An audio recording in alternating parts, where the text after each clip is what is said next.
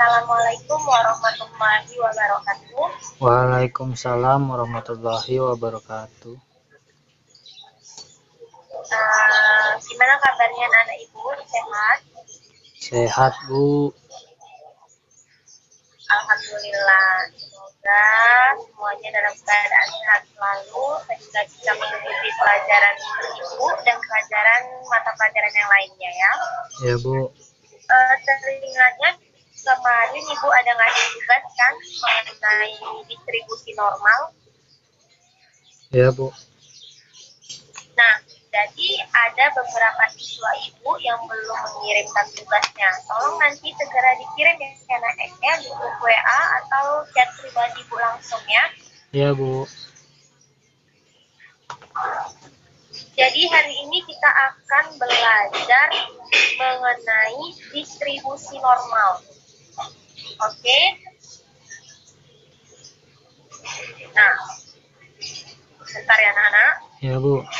Distribusi normal. Anak-anak itu ada yang sudah mempelajari tentang distribusi normal, ada yang sudah mencari tahu. Belum, Bu.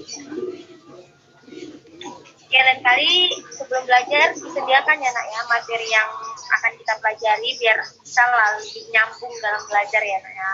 Ya, Bu. Nah, jadi di sini kita akan belajar mengenai distribusi normal. Ibu akan ngasih penjelasan sedikit sebelum kita masuk ke materi yang lebih dalam.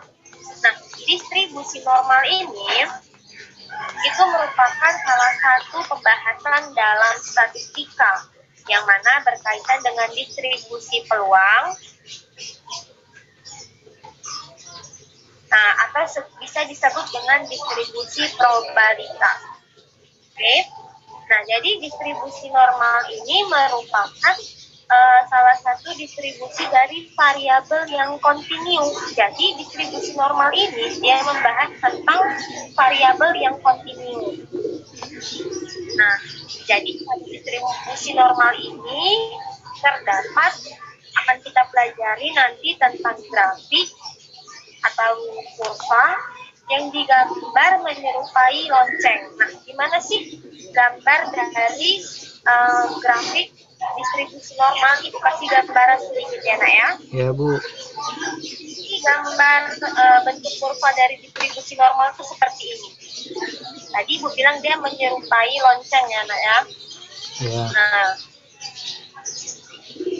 jadi ini kita anggap dia sebuah gambar grafik. Nah, jadi gimana dia gambar bentuk kurva distribusi normal? Dia selalu membentuk lonceng seperti ini ya. Ini contoh dari gambar kurva distribusi normal. Oke, udah ada lah ya gambaran-gambaran sedikit tentang distribusi normal. Ya, Bu. Nah, selanjutnya tadi kan Ibu bilang distribusi normal ini dia pembahasannya itu berkaitan dalam statistika. Jadi distribusi normal ini dia dikenal dengan nama distribusi Gaussian, yang mana merupakan kurva teoritis yang secara ekstensif digunakan oleh orang-orang statistik, karena dalam hal ini ada 3 pertimbangan utamanya. Yang pertama itu argumentasi yang berbunyi bahwa distribusi yang terjadi harus normal walaupun ada banyak pengaruh kecil yang terjadi dengan bebas, dan Gauss menunjukkan bahwa kondisi ini akan mengakibatkan sebuah distribusi dalam keadaan normal. Ya, perlu dicatat bahwa sering ada argumentasi yang berlawanan dengan pandangan ini. Selanjutnya, dia yang kedua ialah sering pengukuran baik dalam bidang pertanian, psikologi. Terjadi kesalahan, makanya dia menggunakan distribusi normal ini. Yang ketiga ialah ahli statistik bersandar atas suatu dalil batas pusat yang mempertunjukkan bahwa semua distribusi sampling cenderung menuju normal. Jadi anak-anak ibu, di sini fungsi distribusi normal ini kita pelajari ialah untuk membantu orang-orang statistik dalam memenuhi permasalahan-permasalahan yang 3 ini ya nak ya. Nah, itulah manfaat dari pelajaran distribusi normal ini dalam kehidupan sehari-hari kita. Nah, Jadi distribusi normal itu merupakan salah satu distribusi dari suatu variabel yang kontinu, yang mana dia memiliki sifat-sifat penting dalam distribusi normal. Anak-anak ibu bisa lihat ya di layar handphonenya ada 5 sifatnya ya. Pertama, grafik selalu ada di atas, sumbu di atas X. Nih yang pertama. Yang kedua, bentuknya simetrik, ada X dengan Y. Yang ketiga, dia mempunyai satu modus. Jadi kurva unimodal tercapai pada X dengan Y sebesar 0,3939. Yang keempat ini ada grafik yang mendekati berasinkronkan sumbu di atas X dengan nilai X sama dengan Y tambah 3 ke kanan dan X sama dengan Y ke kiri. Nah, yang terakhir itu, sifat terakhir, dia luas daerah grafiknya selalu sama dengan 1 unit persegi. Oke, kita akan ibu jelaskan cara membuat kurva distribusi normal. Di sini ada, kalian lihat kan rumusnya? Ya, Bu. Nah, rumus ini nanti akan kita gunakan untuk bagaimana membuat kurva distribusi normal. Jadi anak-anak ibu bisa dilihat ya, apa yang dimaksud dengan simpangan baku, ada dia namanya rata-rata, ada namanya E, dan ada namanya omega, itu semua ada di sini. Nanti kalian bisa lihat di buku untuk lebih jelasnya lagi. Ya, ibu akan menyampaikan yang dasar-dasarnya aja. Dan nanti kalau ada yang tidak mengerti bisa langsung ditanyakan di grup atau ke nomor WA ibu langsung bisa ya. Nah, dengan persamaan yang ini, dengan persamaan yang itu, maka kita dapat menghitung ordinat tinggi kurva normal pada nilai titik X. Akan tetapi yang dipentingkan adalah mengetahui luas kurva di bawah kurva normal tersebut, bukan ordinatnya. Luas daerah di bawah kurva normal ini ada 7 cara. Ini coba kalian baca dulu, kalian baca, saya akan ibu sampaikan. Oke, jadi bisa kalian baca.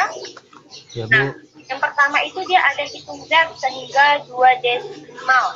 Yang kedua itu digambarkan kurvanya. Yang ketiga, letak harga Z pada sisi datar lalu tarik garis vertikal hingga memotong kurva. Nah, ini adalah cara-cara untuk kita bisa menggambarkan gambar distribusi normal. Oke. Nah, jadi dari contoh yang ini, dari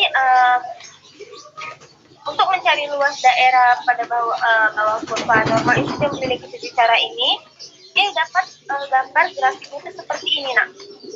Nah, ini dia ya. Nanti kalian perhatikan lagi, akan ibu kasih PPT-nya nanti ya di grup biar kalian bisa memahaminya lagi nanti di rumah. Oke. Nah, contoh soal akan kita cari luas daerah antara Z sama dengan 0 dan Z ini, maaf, nah, akan kita cari dengan Z dia sama dengan 0 ini, dan Z sama dengan 2,5. Akan kita cari. Nah, dari daftar tabel di samping ini dapat dilihat luasnya itu 2,15 sama dengan 4842. Nah, luas daerah yang dicari dilihat dari daerah yang diarsir. Maka yang mana daerah yang diarsir ini? Nah, ini daerah yang diarsir ya, nak ya. Oke. Selanjutnya, nah, antara Z dan Z0 dan Z-1,86. Ini cara-caranya ini, nak. Kalian bisa lihat di yang ada 7 langkah tadi ya. Nih, 7 langkah tersebut. Nah, dari daftar tabel, makanya kalau kita belajar mengenai distribusi normal, kita akan ada 2 pokok bahasan, yaitu kita mengenai tabel dan grafik atau kurva. Itu 2 hal penting yang akan kita pelajari di distribusi normal ini. Selanjutnya, jadi kita cari dia, dan cara mencarinya bagaimana? Tadi dia ada di sini, dia Z sama dengan 1,40, Z sama dengan 2,65. Ini dia nanti ada tabelnya. Nah, nanti ada tabel yang akan Ibu kasih nanti di grup WA ya. Nah, jadi di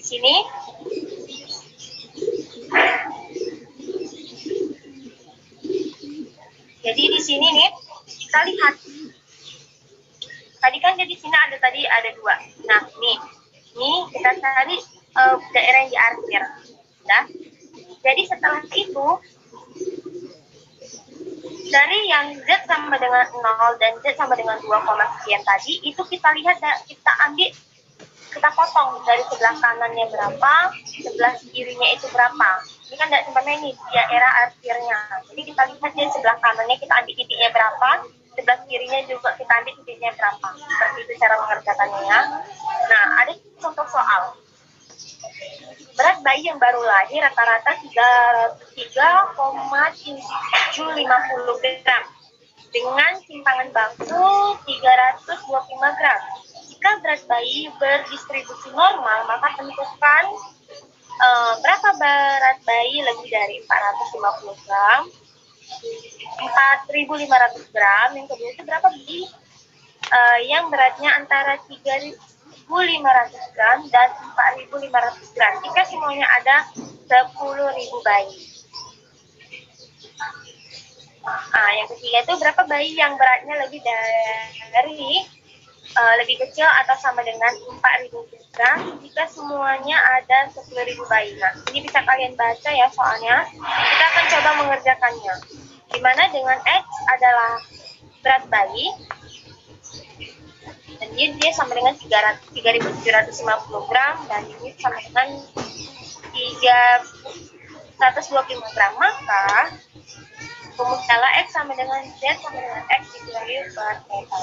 Jadi ini nilai dari ini dan ini itu dikurangkan lalu dibagi dengan yang ini. Maka hasil Z sama dengan 2,31. Selanjutnya, nah soal ini gimana gambar grafiknya? Maka berat yang lebih dari 4.500 gram pada grafik ada di sebelah kanan dengan Z sama dengan 2,31. Nah, luas daerah ini dia 0 dikurang 0,486 sampai dengan 0,0104. Jadi ada 1,04% bayi yang beratnya lebih dari 4.500 gram. Oke? Ya, Bu. Jadi untuk hari ini Ibu nggak ngasih tugas. Ibu hanya minta kalian nanti mencatat apa yang Ibu sampaikan hari ini. Nanti akan Ibu share rekaman Zoom kita hari ini. Nanti kita share di YouTube, jadi kalian bisa lihat. Jadi kepada anak-anak Ibu, tolong dipahami lebih lanjut. Ya, Ibu minta catatannya kalian kirim ke grup WA. Dan sekretaris tolong absen ya, catat teman-temannya yang tapping tidak hadir pada Zoom kita hari ini. Nah, kalau bagi anak-anak Ibu yang kurang paham nanti bisa tanyakan langsung ke Ibu atau diskusi langsung di grup WA kita. Jadi kita akhiri aja pertemuan kita hari ini ya. Lebih dan kurang Ibu mohon maaf. Assalamualaikum warahmatullahi wabarakatuh. Waalaikumsalam warahmatullahi wabarakatuh.